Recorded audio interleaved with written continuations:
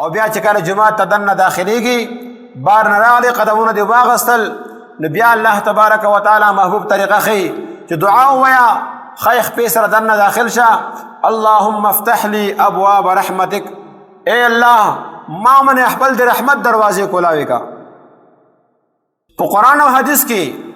چې کوم شیز نه د آخرت فایده ملاویږي او هغې کې د آخرت فایدې وي اخروي او دینی او روحاني تربیت پای کې ملاویږي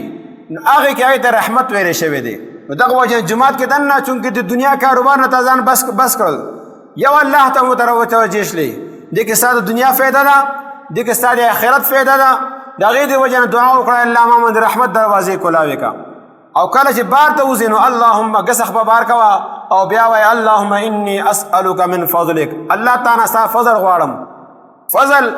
الله په قرآن پاک کې دا د دنیا معاش دپاره چې کوم دی هغې له دنیوي فایدې پکې د هغې لپاره دا لفظ راویشتی دی فاذا قضیت الصلاة فانتشروا في الارض وابتغوا من فضل الله چې کله تاسو جمعې مونځ نه فارغه شئ نو بیا تاسو ځمکې باندې خواره شئ او د الله فضل تراش کوئ څه مطلب ځان له معیشت ځان له معاش ځان له تجارت دا بیا کوئ نو داسې کومه چې بار ته وځي د الله نه د الله فضل وغواړه دا د هغې دعا ده دا نبی علیه الصلاة والسلام مونږ ته وښودله بیا جماعت ته دننه داخل شدلې اوس مخکې حالاتو ته وګوره حالات به دا وي چې مکروه ټایم نه دی امامتي نه ده ولاړه او تا څخه د سنتو ټایم هم شته او نور ټایم د څخه هم شته ماسپښین لمونځ دی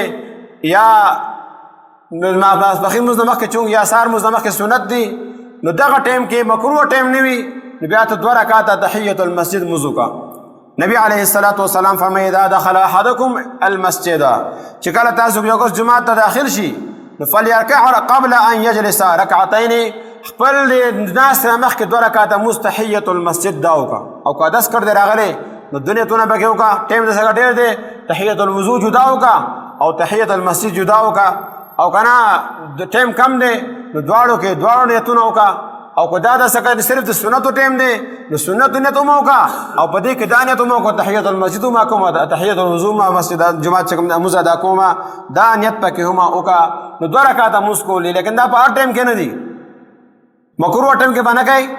امامتي ولاړه ته بار جدا ولاړې هلته خپل نفلونه کوي دا نه ده یا د جمعې خطبه شروع ده او ته بار دنه شتلې تا چې کوم دی 2 رکعاته نفل شروع کړو دا هغه ټایم کې نه چې کوم ټایمونه کې نفل جایز دي نو هغه ټایم کې بیا 2 رکعاته نفل تحیة المسجد کول پکار دي بیا جماعت ته دننه آخر شلې خلق دوکته چې خلق لګیا دی مونځونه کوي نفلونه کوي تلاوتونه کوي ذکر اذکار کوي مراقبه کوي نو بیا چاته سلام مه کوه او که نه څوک وزګار وي نو بیا ته سلام وکړه په هغو هغه کسانو ته چې کوم وزګار دي هغو ته سلام وکړه السلام علیکم السلام علیکم نه السلام علیکم او که د جماعت کې هېڅوک نه دي اول سر نه ته داخل شئ نو بیا وایه السلام علینا وعلى عباد الله الصالحین ځکه د جماعت کې پیریان څه مخلوق به داسې وي د الله په نیکو بندګانو باندې بیا سلام الله به موږ د سلامتیا وي او د الله چې کوم نیک بندګان دي په هغو باندې د سلامتیا وي نبی کریم صلی الله علیه وسلم طریقه دا وه چې کله به د سفر نه واپس راته نو سهار د چاح او د اشراق او د ساخت ټایم کې داسې ټایم کې به واپس راته د اول نه به جومات ته راغی او هلته کې به 2 رکعاته لمونځ وکړو او بیا به جومات کې لږ ساعته کېناسته پس ته به کور ته نو دا 2 رکعاته نفل کول تحیة المسجد په نیت باندې دا د نبی کریم صلی الله علیه وسلم سنت دی